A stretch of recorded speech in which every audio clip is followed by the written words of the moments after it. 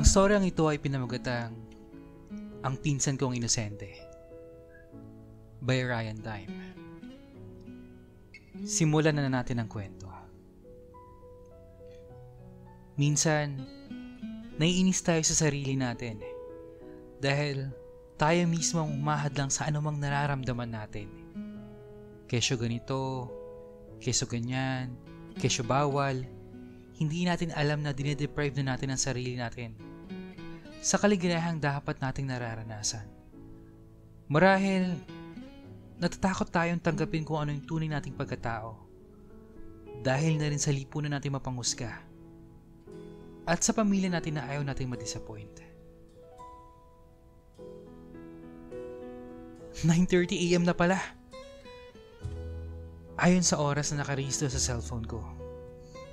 Ang sarap ng tulog ko. Wala akong naramdamang hangover. Sakto lang kasi yung nainom ko kagabi sa birthday party ni Mama. Naalala ko bigla na nasa phone pala ako natulog. Sinilip ko yung kama. At tulog na tulog pa rin dalawang kulugo na si Paul at Don. Biglang sumagi sa isip ko si Jake. Wala na pala siya sa tabi ko. Pero ramdam ko pa rin ang ginawa niya sa aking pagyakap. Habang sinasabi niya na sana miss mo din ako. Ramdam ko ang lungkot at pananabik sa mga salitang yun. Tila ba naging himig sa pandinig ko ang mga salitang yun. At ang init ng yakap niya na nagpakalma sa pagkatao ko. Ang ganda tuloy ng umaga ko. Napapangiti na lang ako. Araw ng linggo noon, kaya wala kaming pasok magpipinsan. Muli kong sinulipan yung dalawa kong pinsan na mahimbing na natutulog. Nagpapalakasan sa paghilik at tumutulo ang mga laway. Natawa na lang ako. Naisipan kong kunin ng picture at i-post sa social media. O kung hindi naman ay ipang blackmail sa kanila. Baka sakaling may kakailanganin ako sa kanila. Nasaan kaya si Jake? Wala naman siyang pasok Baka nasa jowa na naman niya. Sabi ko sa isip ko. Nagbihis na lang ako saka bumaba upang umihi. Nakarinig ako ng ingay sa kusina. Baka si Mama yun nag-aanda ng almusal. Nang marating ko ang kusina, nagulat ako dahil si Jake pala yung nagluluto. Naamoy ko ang napakabangong sinangag at sunny side up ng itlog. Nakaramdam tuloy ako ng gutom. May nakita rin akong fresh juice sa dining table at meron nakahain na 2 plato. Nakatalikod siya sa akin, kaya alam kong hindi niya ako napansin noon. Maingat ako naglakad patungo sa toilet upang hindi niya ako maramdaman. Ngunit bigla na lang siyang lumingon sa akin. Napahinto ako. Mistula bang isang pusa na napahinto sa pag-akbang at tumingin sa kanya? Good morning, kuya! At nakangiti siya. Ay! Ang gwapo talaga. Gumaganda lalo yung umaga ko. Pero syempre, ayoko magpahalata sa kanya. Kaya hindi ako sumagot. Tinuloy ko lang ang paglakad patungo sa CR. Kuya, nagluto ako para sa ating dalawa. At nakangiti pa rin siya. Sabi ni tita, magsisimba lang daw siya. At tayo na raw muna yung bahalang magluto ng pagkain natin. Sabay na tayong kumain Pagpapatuloy niya. Tuloy-tuloy lang ako hanggang makapasok ng banyo. At agad kong isinara ang pinto. makakasabay ko siyang kumain? At dalawa lang kami? Nagluto siya para sa aming dalawa? Ang sabi ng isip ko. Kinabahan ako ngunit hindi ko makakaila na kinikilig ang puso ko noon. Hindi ko alam kung papansinin ko na ba siya or itutuloy ko yung pag-iinarte ko. Bahala na.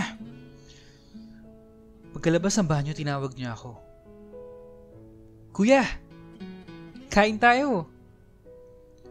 Tumangulong ako saka lumapit sa mesa. Nakapwesto na rin siya at nakatingin sa akin. Nakangiti pa rin si Kupal.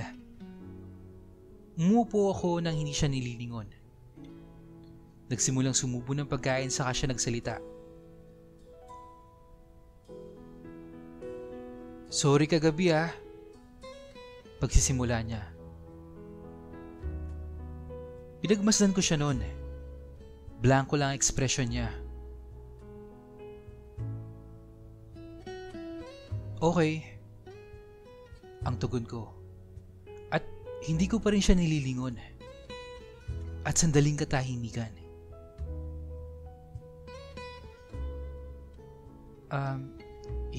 Hindi ka ba pupunta kay Jelik? Pautal kong tanong habang nakatingin sa kinakain.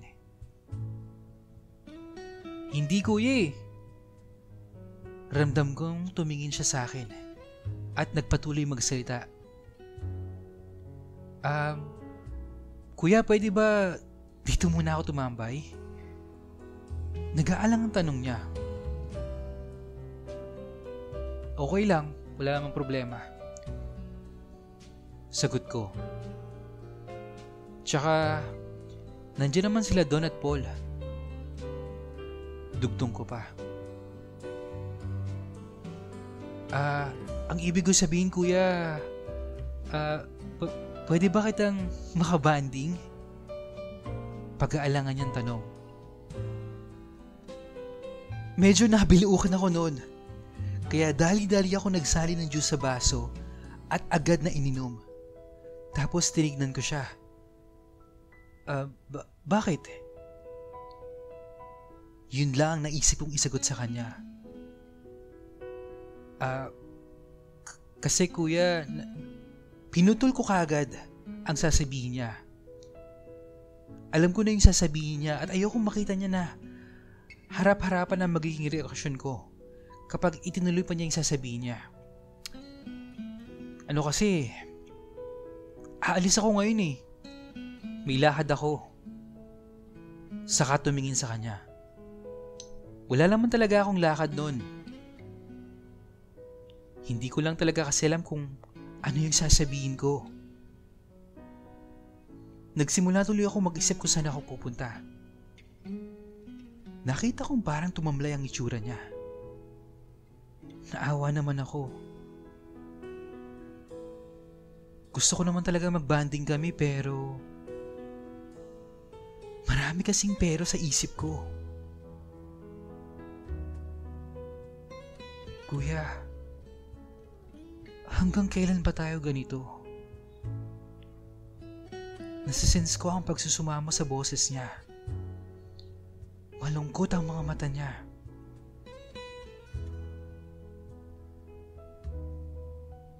Kung tungkol ito sa sinabi mo kagabi. Tapos tinignan ko siya. Wala naman ako matandaang reason para iwasan kita. Kinakausap naman kita, di ba? Pagpapatuloy ko. Di nga. Sabi ng isip ko. Hindi ba ikaw nga yung hindi na nagpaparamdam dyan? Ilang taon mo na nga akong iniiwasan, di ba? Binaliktad ko ang sitwasyon namin ni Jake noon. Ako naman talaga yung umiiwas sa kanya. May ugali na lang talaga ako minsan na mambaliktad ang sasabihin. Lalo na kapag naiipit ako sa sitwasyon. Kuya, Hindi naman ako iiwas kung hindi mo ako iniiwasan. Sagot niya at malungkot pa rin ang mga mata niya. Ha? Umiiwas ba ako? Maang-maangan ko sa kanya. Oo. Ni hindi mo na nga ako tinitignan. Ni halos di mo nga ako kausapin. May mga times na pag nakikita mo akong lalapit sa'yo, nararamdaman kong umiiwas ka. Kuya, kung tungkol ito sa nangyari sa atin, pinutol ko ulit yung sasabihin niya. Ayoko nang pag-usapan yung dati. Huwag mo nang ituloy yun, Jake. Nakaraan na yun. Yun ba ang dahilan kaya mo ko iniiwasan? Dugtong niya. Hindi ako mimik.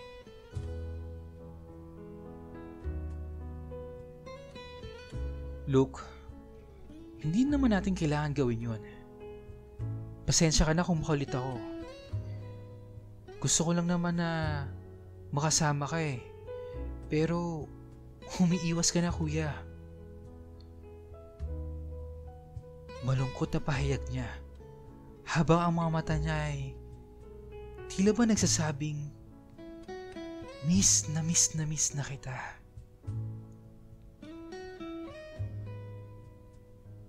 Sorry, Jake. Sorry. Yun lang ang nasabi ko. Sorry saan, kuya? Sorry kung umiiwas ako. Lumiwanag ng bahagya ang mukha niya. Iiwasan mo pa rin ba ako? Tanong niya. Hindi na.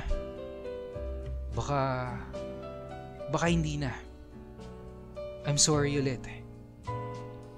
Ngumiti siya at itinuloy ang pagsubo. Tapos ngumiti lang din ako. Thank you, kuya.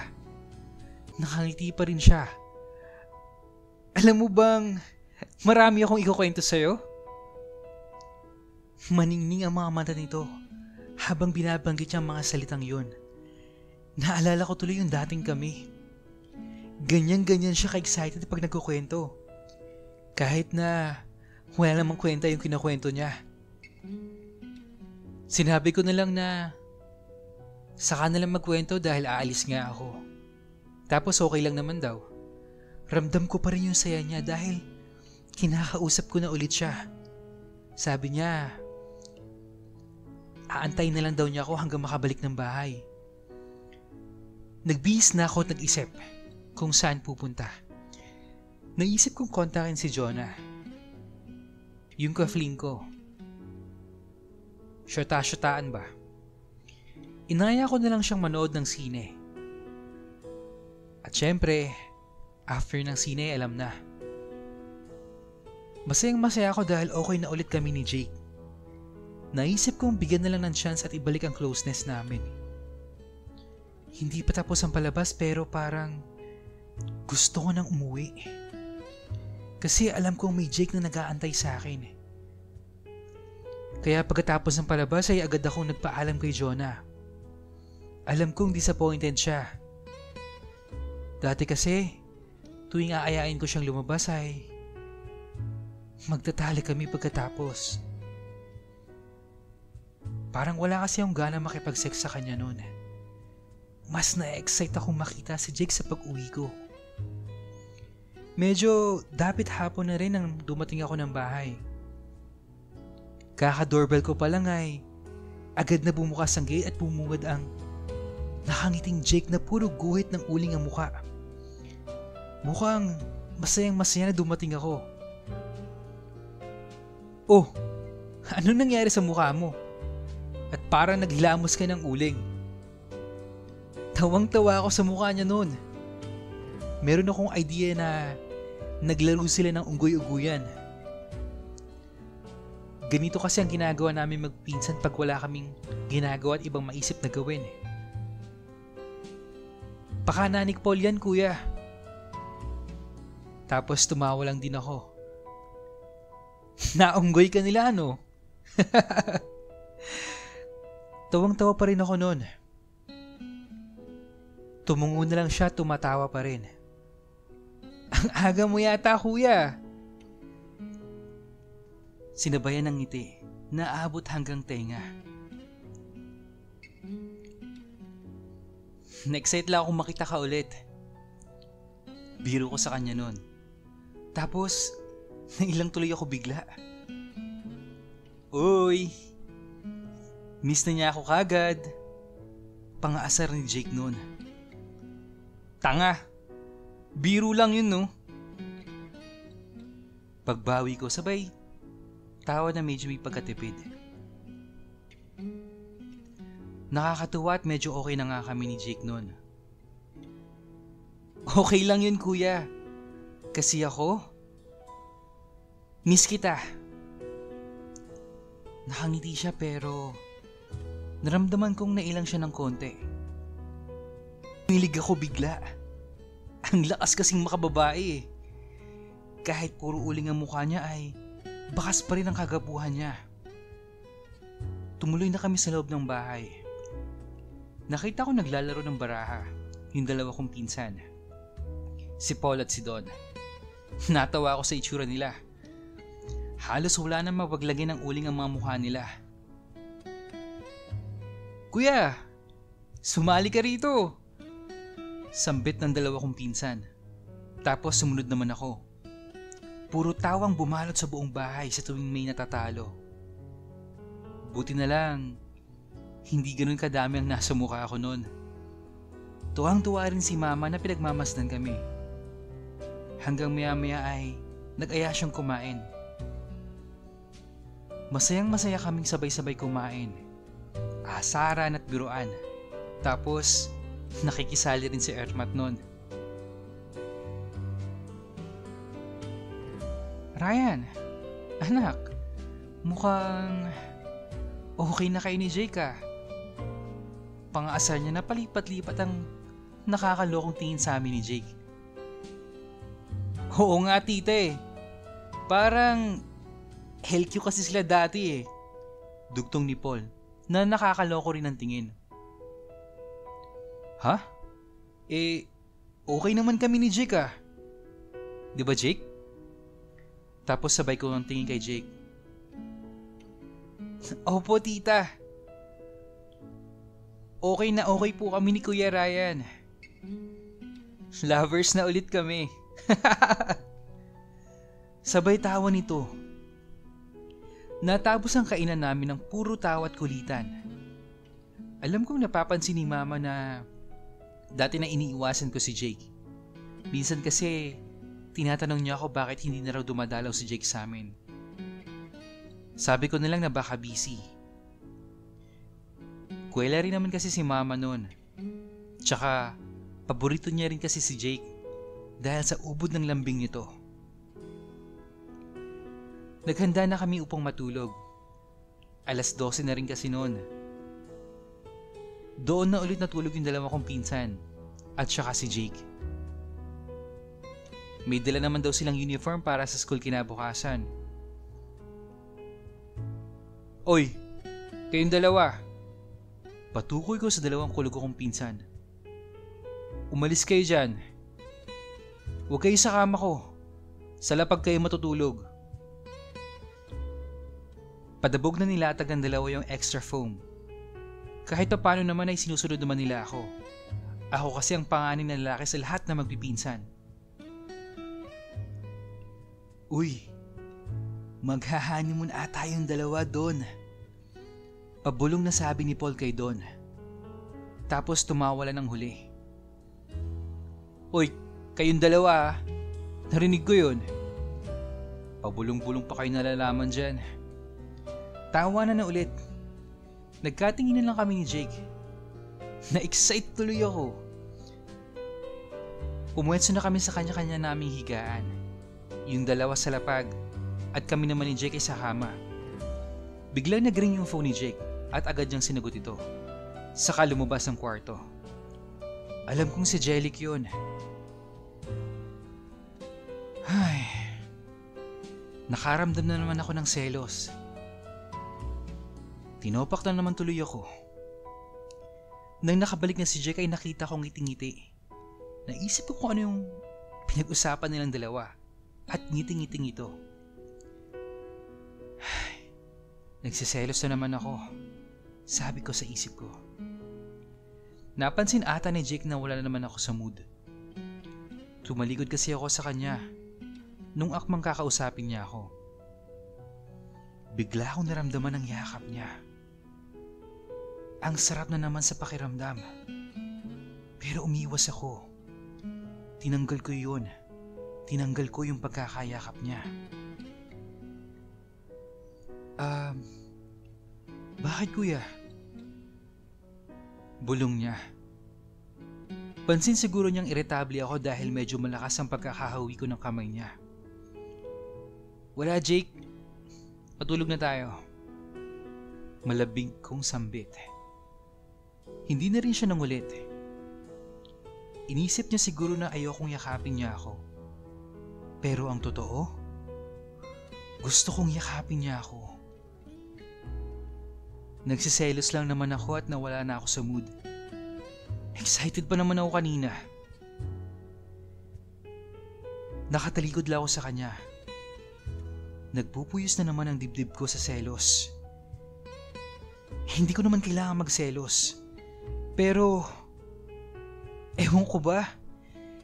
Hindi ko talaga maiwasan eh. Naramdaman kong parang gusto niya akong kausapin. Tinatawag niya kasi ako. Tapos, nagtulog-tulugan na lang ako hanggang sa tuluyan ng makatulog. Alright. Ang hirap guys no kapag yung puso at isip na yung naglalaban no. Hindi mo alam kung sino yung susundin mo. Sabi ng puso mo mahal mo siya. Pero ang sabi ng isip mo, hindi pwede. Kayo, ano ba ang susundin nyo? Yung puso nyo o yung isip nyo pagdating sa pagmamahal? Pero ano nga kaya no? Gusto din kaya ni Jake si Ryan? O sadyang malambing lang talaga ito? Ayan, yan ang abangan nyo sa next part. At kung meron kayong stories na gustong i-share, please email nyo lang sa email address natin sa imrensantiago@gmail.com. Yun lang. At maraming salamat. Hanggang sa muli.